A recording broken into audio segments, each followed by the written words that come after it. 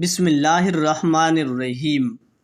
ابو بکر رضی اللہ تعالیٰ عنہ نے بیان کیا کہ نبی کریم صلی اللہ علیہ وآلہ وسلم نے فرمایا، زمانہ گھوم پھر کر اسی حالت پر آ گیا جیسے اس دن تھا جس دن اللہ تعالیٰ نے آسمان اور زمین پیدا کی۔ سال 12 مہینوں کا ہوتا ہے، 4 مہینے اس میں سے حرمت کے ہیں، 3 تو پے در پے، ذی قعدہ، ذی الحجہ اور محرم، اور چوتھا رجب مضر جو جمادی الاخری اور شعبان کے بیچ میں پڑتا ہے۔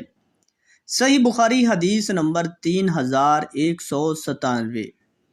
ابو ذر غفاری رضی اللہ تعالی عنہ نے بیان کیا کہ نبی کریم صلی اللہ علیہ وآلہ وسلم نے جب سورج غروب ہوا تو ان سے پوچھا کہ تم کو معلوم ہے یہ سورج کہاں جاتا ہے؟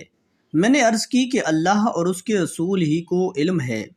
آپ صلی اللہ علیہ وآلہ وسلم نے فرمایا کہ یہ جاتا ہے اور عرش کے نیچے پہنچ کر پہلے سجدہ کرتا ہے، پھر دوبارہ آنے کی اجازت چاہتا ہے اور اسے اجازت دی جاتی ہے، اور وہ دن بھی قریب ہے جب یہ سجدہ کرے گا تو اس کا سجدہ قبول نہ ہوگا، اور اجازت چاہے گا لیکن اجازت نہ ملے گی، بلکہ اس سے کہا جائے گا کہ جہاں سے آیا تھا وہیں واپس چلا جا۔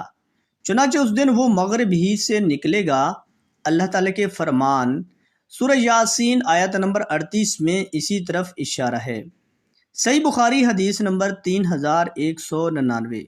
دوستو، اللہ پاک سے دعا ہے کہ اللہ پاک ہمیں حدیث مبارکہ پر عمل کرنے کی توفیق و ہمت عطا فرمائے۔